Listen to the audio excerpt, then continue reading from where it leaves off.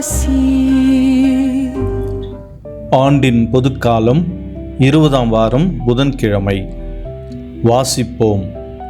மத்தேயு எழுதிய நற்செய்தி அதிகாரம் 20 8 முதல் 12 முடிய உள்ள வசனங்கள். மாலையானதும் திராட்சை தோட்ட உரிமையாளர் தம் மேற்பார்வையாளரிடம் வேலையாள்களை அழைத்து கடைசியில் வந்தவர் தொடங்கி முதலில் வந்தவர் வரை அவர்களுக்குரிய கூலி கொடும் என்றார். எனவே 5 மணி அளவில் வந்தவர்கள் 1 தெனாரியம் வீதம் பெற்றுக்கொண்டனர். அப்பொழுது முதலில் வந்தவர்கள் தங்களுக்கு மிகுதியாக கிடைக்கும் என்று எண்ணினார்கள். ஆனால் அவர்களும் 1 தெனாரியம் வீதம்தான் பெற்றார்கள். அவர்கள் அதை பெற்றுக்கொண்ட பொழுது அந்த நிலக்கிழாருக்கு எதிராக முணுமுணுத்து, கடைசியில் வந்த இவர்கள் 1 மணி நேரமே வேலை செய்தார்கள். பகல் முழுவதும் வேலை பலுவையும் கடும் வெயிலையும் தாங்கிய எங்களோடு இவர்களையும் இணையாக்கிவிட்டீரே என்றார்கள். தியானிப்போம். அயராமல் ஆர்வமோடு உழைக்கும் கிறிஸ்துவில் எனதருமை அருளாசிர் ஊடக நண்பர்களே, இந்த திராட்சை தோட்ட தொழிலாளர்களின் ஓமை கடவுளின் கருணையையும் மனிதனின் பொறாமையையும் அழகாக படம் பிடித்து காட்டுகின்றது. இயேசு கூறிய இந்த ஓமை கடவுளுடைய அருள் மனித கணக்குப்படி கிடைப்பது அல்ல என்பதையும், பிறர் பெற்ற நன்மையை பார்த்து பொறாமைப்படாமல் நமக்கு கிடைத்த அருளுக்காக வரங்களுக்காக நன்றியோடு வாழ வேண்டும் என்பதையும் கற்பிக்கின்றது. இந்த உவமையின் வழியாக ஆண்டவராகிய இயேசு அநியாயமாக கூலி கொடுக்கும் முறையை ஆதரிக்கின்றார் என்று நினைக்கக்கூடாது. மாறாக கத்தோலிக்க திரு அவையின் போதனையின்படி ஒவ்வொருவருக்கும் நியாயமான கூலி கிடைக்க வேண்டும் என்பதே இயேசுவினுடைய படிப்பினையாக இருக்கின்றது. இந்த ஊமையில் சிறிது நேரம் உழைத்தவர்கள் இருக்கின்றார்கள், அதிக நேரம் உழைத்தவர்களும் இருக்கின்றார்கள். ஆனால் மாலையில் எல்லோருக்கும் 1 தெனாரியம் வீதம் சமமாக வழங்கப்படுகின்றது. ஆனால் முதலில் வந்தவர்கள் நாங்கள் அதிகமாக பெறுவோம் என்று எதிர்பார்த்தார்கள். ஆனால் அவர்களுக்கும் அதே கூலி கிடைத்த பொழுது அந்த நிலக்கிழாருக்கு எதிராக முணுமுணுக்க ஆரம்பிக்கின்றார்கள். இங்கு இறைவனுடைய எண்ணங்களுக்கும் மனிதர்களுடைய எண்ணங்களுக்கும் வித்தியாசம், வேறுபாடுகள் இருப்பதை நம்மால் அறிந்து கொள்ள முடிகின்றது. இந்த ஊமையை மேலோட்டமாக பார்க்கின்ற பொழுது அந்த நிலக்கிழார் அந்த கூலி ஆட்களுக்கு அநியாயம் செய்வதாக தோன்றலாம். ஆனால் அதனுடைய ஆழத்திற்கு செல்லுகின்ற பொழுது அந்த நிலக்கிழார் நியாயத்தோடு நடந்து கொள்ளுகிறார் என்பது நமக்கு தெரிய வரும். நாம் இங்கு புரிந்து கொள்ள வேண்டிய ஒரு விஷயம் என்னவென்றால், இறைவனுடைய இரக்கத்திற்கு, கடவுளுடைய கருணைக்கு ஒரு அளவு கிடையாது. அதை அளவுகோல் கொண்டு நம்மால் அளக்கவும் முடியாது. கடவுளுடைய அருள் அல்லது ஆசீர்வாதம் என்பது நாம் போட்டி போட்டு பெற்றுக்கொள்ளுகின்ற ஒன்று அல்ல. நாம் எப்பொழுதுமே நம்முடைய ஆன்மீக வாழ்க்கையை மற்றவர்களுடைய ஆன்மீக வாழ்க்கையோடு ஒப்பிட்டு பார்க்கின்ற மனநிலையோடு தான் வாழ்ந்து கொண்டிருக்கின்றோம்.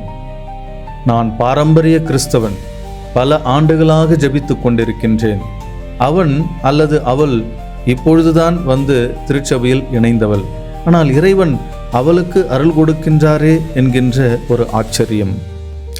நான் இளமையிலிருந்தே இந்த திரு அவையில் இருந்து பணியாற்றி இருக்கின்றேன். அந்த மனிதரோ வயதான பின் தான் வந்து திரு அவையில் இணைந்திருக்கின்றார். எனக்கும் அவருக்கும் கிடைக்கின்ற மரியாதை ஒரே மரியாதையாக இருக்கின்றது. இது எப்படி நியாயம்?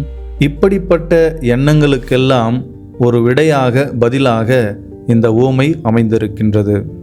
இத்தகைய எண்ணம் என்பது கடவுளுடன் நாம் கொண்டுள்ள உறவை கூலி வாங்கும் வேலைக்காரன் முதலாளி உறவாக மாற்றிவிடுகின்றது. ஆனால் கடவுள் நமக்கு வெறும் சம்பளம் தரும் முதலாளி அல்ல. மாறாக அவர் நம்மை அன்பு செய்யும் தந்தை, அரவணைக்கும் கடவுள். நித்திய வாழ்வு, நிரந்தர வாழ்வு அல்லது விண்ணக வாழ்வு என்பது நமது முயற்சிகளுக்காக இறைவன் தருகின்ற வணிக பரிமாற்றம் அல்ல. மாறாக அது கடவுள் கொடுக்கின்ற இலவச கொடை. இறைவனின் அருள் இலவச கொடைதானே என்பதற்காக நாம் உழைக்க வேண்டாம் என்று பொருள் அல்ல. 1 மணி நேரம் வேலை செய்தவர்களும் உழைத்தவர்கள்தான். ஒரு நாள் முழுவதும் வேலை செய்தவர்களும் உழைத்தவர்கள்தான். எனவே விசுவாசத்தில் நிலைத்திருந்து, நம்பிக்கையில் தளராதிருந்து, ஜெபம், அன்பு, தியாகம், சேவை ஆகியவற்றில் சிறந்து விளங்குவோம். நமது மீட்பு என்பது நமது சாதனையின் பெருமை அல்ல, அது வெற்றி அல்ல. மாறாக அது கடவுளுடைய இரக்கத்தின், அவருடைய கருணையின் கொடை.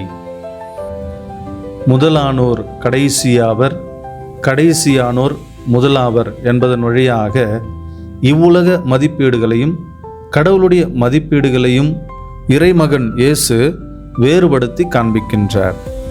பணம், பதவி, பட்டம், கல்வி, புகழ், அதிகாரம், அந்தஸ்து, நீண்டகால சாதனை இவை அனைத்தும் இவ்வுலக அளவீடுகள். நம்பிக்கை, தாழ்ச்சி, மனமாற்றம், அன்பு, இரக்கம், கருணை, உள்ளத்தின் தூய்மை என்பவை இறைவனின் அளவீடுகள். ஒருவர் வாழ்நாள் முழுவதும் கடவுளை தேடியிருக்கலாம். இன்னொருவர் தவறான வழியில் தன்னுடைய வாழ்க்கையை வாழ்ந்திருக்கலாம். இறுதியில் மனந்திரும்பி வரும் மனிதனுடைய மனமாற்றத்தை அவர் சிறுமைப்படுத்துவதும் இல்லை. வாழ்க்கை முழுவதும் கடவுளை தேடிய அந்த தேடுதலையும் இறைவன் பெரிதாக்குவதில்லை. தொலைந்த ஆட்டை நல்ல மேய்ப்பன் கண்டுபிடித்து மகிழ்ந்த மகிழ்ச்சிக்கு சமமாக இந்த கொண்டாட்டம் அமைகின்றது. ஒரு ஆலயத்தில் 2 விளக்குகள் இருந்தன. ஒன்று பல ஆண்டுகளாக தினமும் எரிந்து கொண்டிருந்தது. மற்றொன்று பழுதடைந்து நீண்ட காலம் பயன்படுத்தப்படாமல் ஓரம் கட்டி வைக்கப்பட்டிருந்தது.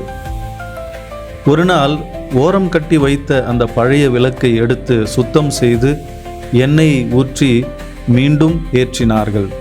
அது கொழுந்துவிட்டு எரிய தொடங்கியதும் நீண்டகாலம் எரிந்த விளக்கிற்கு மனதில் ஒரு சிறிய வருத்தம். நான் எத்தனை ஆண்டுகள் இந்த ஆலயத்தில் இருந்து கொண்டு ஒளி தந்து கொண்டிருக்கின்றேன். இப்பொழுது புதிதாக வந்திருக்கின்ற இந்த விளக்கிற்கு எனக்கு சமமாக மரியாதை தரப்படுகின்றது என்கின்ற வருத்தம்தான் அந்த வருத்தம். வருத்தமாக இருந்த அந்த விளக்கை பார்த்த ஆலய பணியாளர் அதை பார்த்து இவ்வாறாக சொன்னார்: பழைய விளக்கு திரும்பி வந்ததன் காரணமாக உன்னுடைய ஒளி குறைக்கப்படவில்லை, உன்னுடைய ஒளி அணைக்கப்படவும் இல்லை. மாறாக இப்பொழுது ஆலயம் இந்த 2 விளக்குகளாலும் இன்னும் பிரகாசமாக இருக்கின்றது. அதே போலத்தான் தவறிப்போன ஒரு மனிதர் கடவுளிடம் திரும்பி வரும்பொழுது நம்முடைய அருள் ஒன்றும் குறைவுபடுவது இல்லை. இறைவனால் ஒரு மனிதர் மன்னிக்கப்படுவதால் நமது நன்மைகள் ஒன்றும் அழிக்கப்படுவதில்லை. பிறர் பெற்றுக்கொள்ளும் மீட்பில் நாம் பொறாமைப்படாமல் அவர்களோடு இணைந்து மகிழ்வோம். இதை பற்றி புனித தாமஸ் அக்வினாஸ் கூறுகின்ற பொழுது, நீதி என்பது எல்லோருக்கும் எப்பொழுதும் ஒரே அளவில் கொடுக்கப்படுவது மட்டுமல்ல, மாறாக ஒவ்வொருவருக்கும் அவரவருக்குரிய முறையில் வழங்கப்படுவது ஆகும்.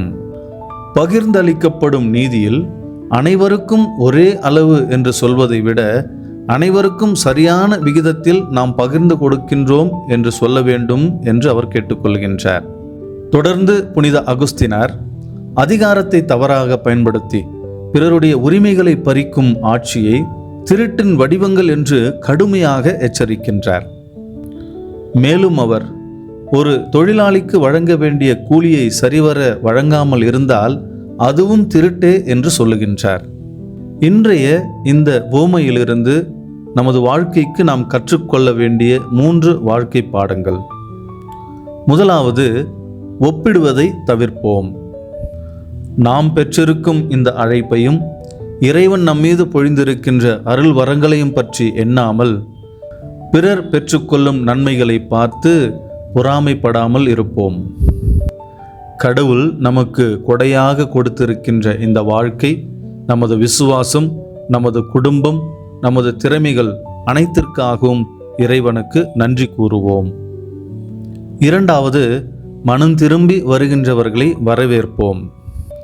பல ஆண்டுகள் நம்முடைய திரு அவையில் இருந்துவிட்டு வெளியே சென்று மீண்டும் திரும்பி வருகின்ற பொழுது அவரை சந்தேகத்துடன் அல்ல, மகிழ்ச்சியுடன் ஏற்றுக்கொள்ள வேண்டும்.